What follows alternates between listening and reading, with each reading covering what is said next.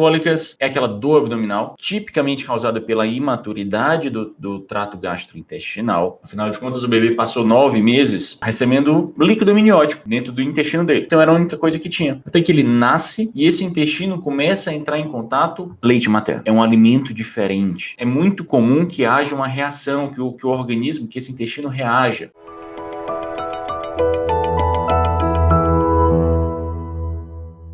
Maturação, a própria maturidade do intestino ainda não está completo. É um dos pontos da estrogestação. Todo mundo que já ouviu falar em estrogestação, é uma teoria que conta que o bebê ainda não está 100% formado, ainda não está 100% maduro ao nascimento, que na verdade ele precisaria de 12 meses de gestação por uma incompatibilidade com a caixa pélvica da mulher. Se o bebê chegasse a 12 meses de gestação, ele não passaria pelo canal de parto, tá? É o que se acredita. Então o bebê precisaria de mais 3 meses sendo gestado extraútero, estrogestação. Então o intestino, assim como o cérebro, não estava 100% formado ainda. Então, e é mais uma razão para que esse leite materno, ou a fórmula para aquela mãe que não conseguiu amamentar, acabe causando uma reação, causando gases e cólicas. Isso é basicamente a explicação para as cólicas. É muito comum que haja cólicas nos 3 primeiros meses, começa aproximadamente quando o bebê está completando um mês. Existe a tendência a piorar próximo aos 2 meses e acaba praticamente isso próximo aos 3 meses. Essa norma, claro, tem casos diferentes. Tem bebê que não sente, tem bebê que sente antes, tem bebê que intensifica antes. Normalmente vai seguir esse caminho. Próximo de 1 mês, intensifica próximo de 2, acaba próximo de 3, que é quando acaba a estrogestação. Pontos importantes. Algum alimento causa cólicas? Algum alimento causa esses gases da imaturidade?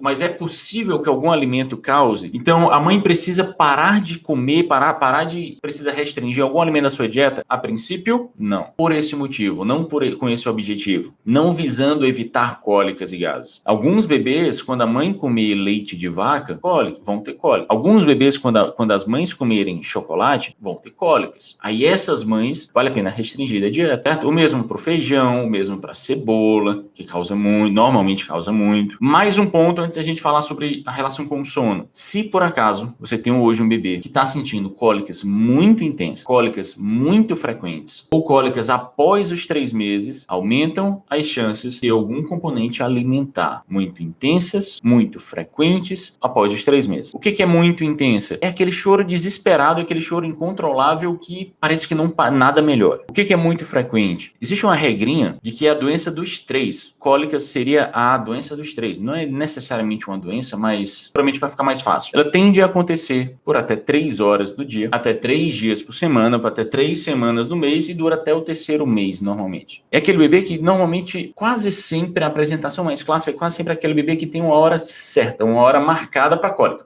Pelo menos parece que tem uma hora marcada para cólica. Todo dia, tal hora, todo dia, tal momento, pode esperar que começam as cólicas. Agora, se teu bebê está sentindo cólica o dia inteiro, pode até ser. Provavelmente não é apenas cólica da imaturidade. Então, esses casos precisam ser levados em consideração, precisam ser avaliados com mais cuidado e suspeitado, hipótese de ter algum componente alimentar. Imaturidade, quando suspeitar da imaturidade, quando suspeitar de que pode ter algum componente além da imaturidade. Você deve usar as medicações que o pediatra prescreveu, fazer medidas não medicamentosas. Existem as massagens, movimentos circulares, bicicletinha. Para quem puder, a osteopatia ajuda muito. Algumas massagens específicas para gases e cólicas ajudam muito. Para quem tiver essa oportunidade, para quem está sofrendo com cólica e tiver uma oportunidade de levar um osteopata, normalmente ajuda bastante. Outra medida que ajuda bastante, e eu vou chamar um osteopata meu de confiança, um osteopata amigo meu de confiança, eu vou chamar para a gente falar depois da maratona, eu vou falar uma aula só sobre cólica, uma aula só sobre refluxo, a visão do osteopata. Você vai ensinar algumas massagens para vocês. Outra medida não medicamentosa se chama higiene natural. Eu vou fazer uma aula também depois da maratona, no mês de fevereiro. Eu vou fazer aulas mais específicas para quem está com cólica, refluxo. São medidas não medicamentosas. Além disso, se o pediatra julgar que necessita, vale a pena usar a medicação, afinal de contas é teu filho com dor. Então, use a medicação para os gases, use a medicação para as cólicas, que que ele julgar necessário. Eu vou falar de disquesia e junto cólicas e disquesia com sono, que a explicação é a mesma. Isso são as cólicas, um resumão, um básico de cólicas. Disquesia. Para quem não sabe o que é disquesia, é uma assincronia, ou seja, não está sincronizado o movimento do peristaltismo com o funcionamento dos esfíncteres. Para quem não faz ideia do que eu falei, eu vou explicar. Basicamente, para ficar mais fácil, é aquela espremedeira, aquele bebê que faz muita força para evacuar, muita força para fazer cocô e não sai nada. Fica vermelhinho, vermelhinho, vermelhinho e não sai nada, ou sai bem pouquinho, ou sai as fezes normais, consistência normal. O nome disso é disquesia. Por que isso acontece? Normalmente também pela imaturidade, normalmente também acontece pela imaturidade do trato gastrointestinal, e ela acontece porque a gente tem uma coisa chamada movimento no nosso intestino, no nosso trato gastrointestinal, que vai do começo até o final, chamado peristaltismo. Então, ele empurra o alimento, passa pelo estômago, passa pelo intestino, é digerido, vira bolo fecal e vai ser expulso, vai ser eliminado e vai ser evacuado. O que empurra esse alimento para se passar por tudo isso se chama peristaltismo. No adulto, na criança neurologicamente saudável, existe um movimento sincronizado. O peristaltismo vai empurrando e o esfíncter, que é um músculo que nos dá a continência, tem o esfíncter, tem os esfíncteres no sistema urinário, que é o que dá a nossa continência. Tem o esfíncter, tem os esfíncteres no trato gastrointestinal, que é o que dá a nossa continência fecal, nossa continência urinária, que é o que nos evita de regurgitar, como eu vou falar daqui a pouquinho no refluxo. Quando o esfíncter vai levando, na hora que ele chega no reto, na ampola retal, o esfíncter vai relaxando, vai afrouxando para as fezes serem eliminadas, serem evacuadas, tá? Basicamente esse é o processo. Devido a essa imaturidade da disquesia, quando o peristaltismo empurra, mas o esfíncter não abre, não relaxa. Então ele bate causando dor, tá? Ele bate e o esfíncter não abre. Ou seja, é uma pressão no esfíncter que não abre. Isso já causa dor. Essas fezes precisam ser eliminadas. Então, o que o bebê vai fazer? O que o organismo faz? Procura uma forma de compensar, procura uma forma de aumentar essa força, tá? Através da contração da musculatura abdominal. Então, ela faz força na barriga, o bebê faz força na barriga para aumentar ainda mais essa força, para vencer a resistência do esfíncter. Aí as fezes vão ser eliminadas. Se conseguir vencer a resistência, as fezes serão eliminadas. Se não conseguir, ele vai fazer força, vai ficar bem vermelhinho e não vai sair nada. Por que isso acontece? Imaturidade do trato gastrointestinal. Medidas não medicamentosas, o osteopata ajuda, a higiene natural ajuda. Medicamento para disquesia não tem. Se para cólica já tem muito pouca evidência científica, pouquíssimas evidências científicas de benefício de medicamento para cólica, para disquesia não tem quase nada de medicamento. Alguns pediatras prescrevem. Na aula específica eu vou falar mais sobre medicamentos, não acredito que seja o caso aqui agora, tá? Porque senão eu ia me estender muito. Para disquesia eu não prescrevo medicamento. Para cólica sim, para disquesia não. As medidas não medicamentosas costumam ajudar bastante mesmo, tanto a osteopatia como a higiene natural. Nesses casos específicos. Os demais, então é aquela coisa. Então todo mundo deve passar pelo osteopata, todo mundo deve fazer higiene natural? Não. Quem está passando por isso, eu acredito que tem benefício. Quem não está, ou quando acabar, que normalmente é pela imaturidade, esse intestino amadurece. Não vejo mais necessidade, não para essa finalidade. E qual é a relação com o sono? Disquesia causam dor. Gases causam menos, causam desconforto. Quando está muito intenso, ele pode causar dor. Cólica causa dor. Disquesia causa dor. Então isso pode influenciar no sono? Com certeza. Se isso acontecer à noite, com certeza, isso vai causar despertar. Agora, qual é o porém? É você avaliar, teu bebê acordar e você avaliar. Ele parece estar com dor? Teu bebê parece estar com dor? Não, meu bebê acorda tranquilinho. Depois de um tempo ele chora. Ele parece estar com dor? Não, não parece não. Tem muito caso de bebê que acorda tranquilinho e aí depois vai se agitando e chora. Pouco provável pensar em dor. É pouco provável pensar que a dor acordou esse bebê. Afinal de contas, ele acordou tranquilo. Qual é o bebê que fica tranquilinho quando tá com dor? Esse é um ponto que vocês precisam avaliar. Ele parece estar com dor? Não, não parece. Então, descarta essa causa. Então, descarta. Cólicas, gases, disquesia causam muitos despertares. Ah, meu bebê tá acordando de hora em hora, eu acho que é cólica. Pelo menos não pela imaturidade. Muito, mas muito pouco provável que vários despertares sejam causados por cólicas, gases ou disquesia. Muito pouco provável mesmo. Porque ninguém tem tanta cólica assim, é o que eu te falei, ninguém tem tanta cólica assim. Lembra quando suspeitar de cólicas causado por alguma outra razão, normalmente componente alimentar, quando são muito intensas. Isso no período acordado, esquece o período do sono agora.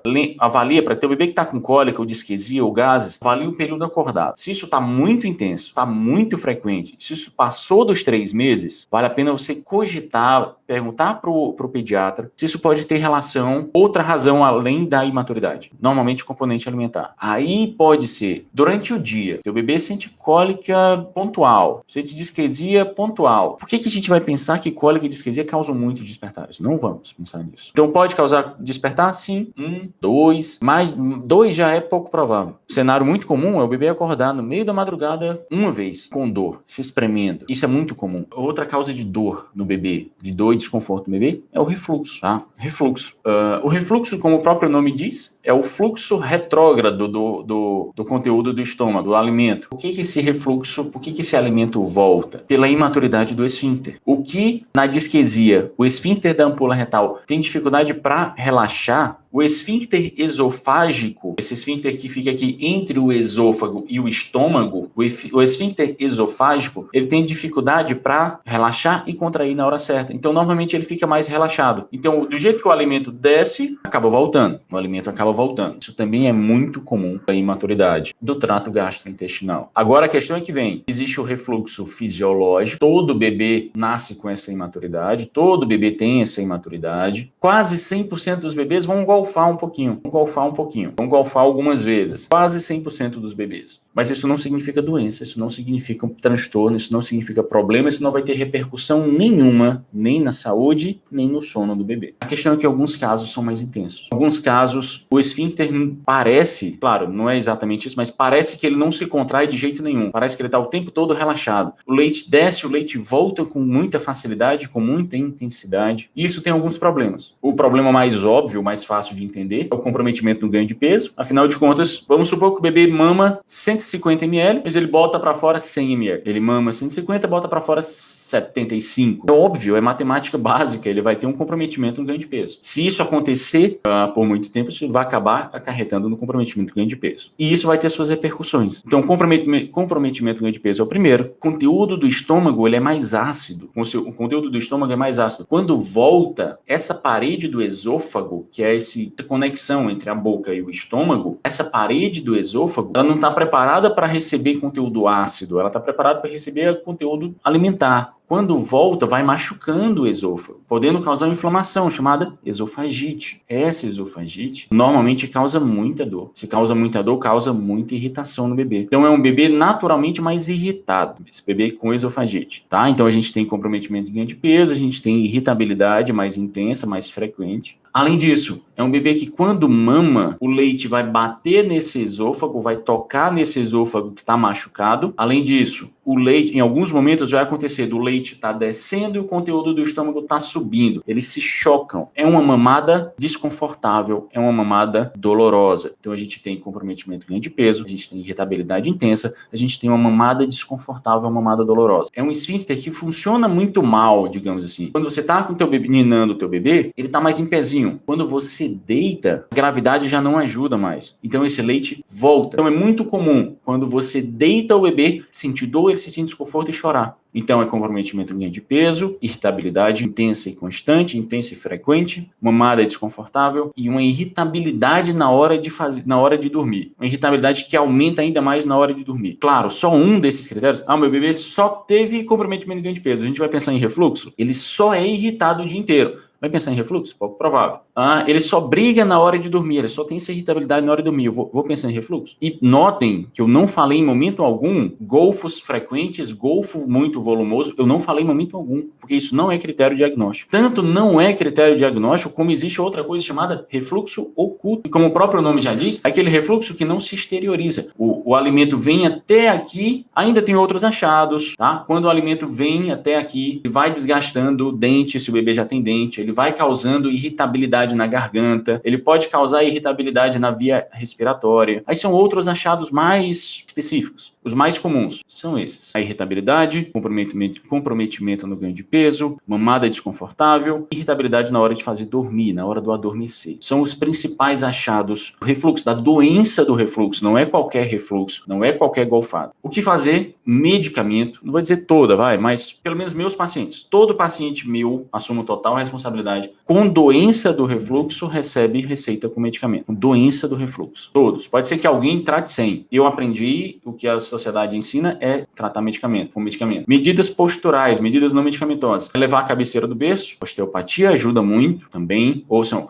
outras massagens. Higiene natural não ajuda aqui. Então o que você tem que fazer? Tem que tratar. Quando é doença do refluxo, você tem que tratar. Qual é a relação da doença do refluxo com o sono? A doença do refluxo dói muito. Como eu expliquei, ela causa esofagite. Ela pode doer muito, tá? Não é todo bebê também não. Como eu expliquei, ela causa esofagite, causa irritabilidade. Aí você pega, imagina o bebê com dor. Imagina você com dor. Esquece o bebê agora. Imagina você com dor. Você faz alguma coisa que preste? Você consegue se concentrar para alguma coisa? Você consegue relaxar para alguma coisa? Imagina você tá com dor. Você consegue descansar? Você não consegue. O bebê também não. Então, na doença do refluxo, o bebê que tem doença do refluxo, o bebê que tem essa esofagite mais intensa, ele vai ter dificuldade para tirar soneca. Ele já vai ter essa dor.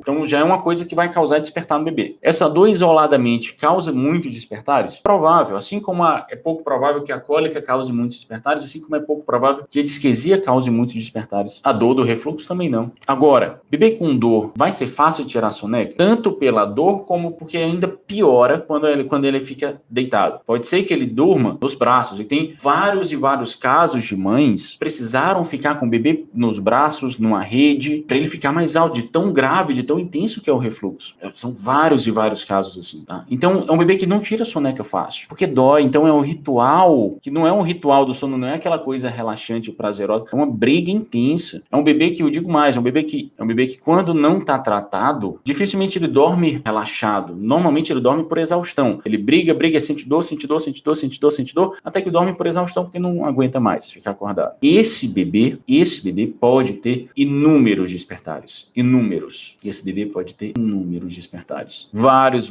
mesmo. Notem que não é uma coisa só. Não é só a dor. Não é só o desconforto. É a dor, o desconforto, é a falta de soneca, é o ritual estressante, tá? Então, esse bebê pode ter inúmeros despertares. O que fazer? Você tem que tratar. E isso não é uma sentença de cansaço eterno também, não. Você não precisa esperar, você não vai esperar o refluxo acabar totalmente. Isso pode levar alguns meses, alguns bons meses. Você não precisa esperar o refluxo acabar totalmente para isso, para que ele comece a dormir melhor. É preciso esperar estabilizar.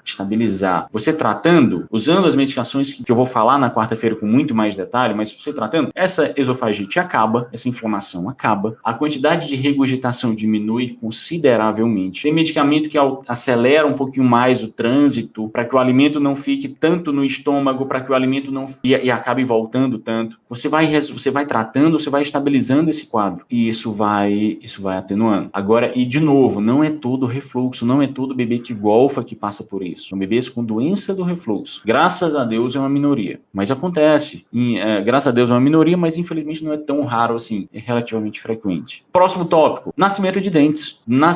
Normalmente, então até aqui, cólica, gases, disquesia, aquele bebê pequeno, aquele bebê até 3 meses. Disquesia pode durar um pouquinho mais. Gases e cólica normalmente acabam próximo aos 3 meses. Disquesia pode durar um pouquinho mais. Refluxo normalmente o refluxo fisiológico, aquele bebê golfador que não vai ter repercussão nenhuma. Normalmente vai até os 6 meses. Começa nos 3 primeiros meses, vai aliviando, dá uma intensificada aos 4 meses quando ele começa a rolar, e dá uma intensificada na quarta e depois vai diminuindo, vai amenizando aos 6 meses de novo. Golfar, parar de golfar, volta a golfar, volta até às vezes até mais do que era antes com 4 meses e para de novo com 6. Agora os bebês maiores, nascimento de dentes. Isso é uma vantagem do bebê maior, ele já é mais maduro e ele já não sente mais tanta dor assim. Normalmente ele já não sente mais tanta dor assim. Agora nascimento de dentes é mais tenso. Por quê? Porque é um quadro inflamatório, é um dente que para nascer ele precisa descer, que na verdade não é nascimento de dentes, é descida de dentes. E para descer ele precisa ir rasgando a gengiva. O processo de ir rasgando a gengiva é uma lesão na gengiva, causa um quadro inflamatório. Eu não sei se você já se machucou escovando o dente. Eventualmente você se machuca, inflama a gengiva. É a mesma coisa, só que causado por dentro. O dente descendo vai rasgando a gengiva, vai causando esse quadro inflamatório na gengiva. Isso dói. Vai doer, vai ter esse quadro inflamatório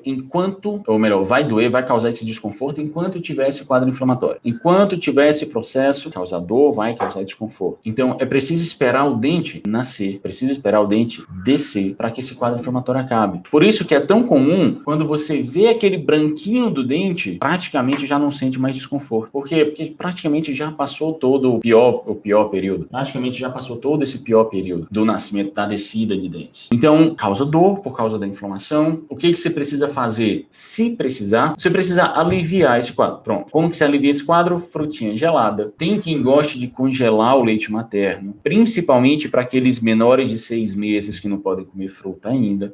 Normalmente o dente só vai aparecer lá para o 8º, 9º mês, mas alguns bebês aparecem antes, inclusive dos 6 meses. Esses que não podem comer fruta, você congela o leite materno, tem muita gente que gosta, tá, dessa opção. Então você precisa aliviar. Em casos mais intensos, é só você pensar assim, meu bebê tá com dor, o que eu vou fazer? Eu vou dar um analgésico para ele. Meu bebê tá sentindo dor. É a mesma coisa, meu bebê tá com febre de reação da vacina, o que eu vou fazer? Eu vou esperar? Vou deixar ele com febre e esperar? Para mim não faz o menor sentido. Se ele tá com febre, dá remédio para febre. Se ele tá com uma dor mais intensa, dá medicamento para dor. Isso vai durar alguns dias, isso vai ser uma conduta muito pontual. Não gosto de nenhum medicamento teoricamente específico para dente. Não gosto de camomilina, não gosto de neném-dente. Neném-dente, inclusive, é perigoso para o bebê. Depois eu posso explicar isso com mais detalhes. Se precisar, analgésicozinho comum que teu pediatra prescreveu, que sabe que o bebê está nascendo dente, sabe que ele está sentindo dor. Tem muita mãe que já organiza o horário e isso, pelo amor de Deus, façam com o pediatra. Organizem isso com o pediatra no consultório ou na telemedicina, mas organizem o horário para dar o analgésico no ritual noturno. Isso vai te garantir, isso vai te proporcionar até 6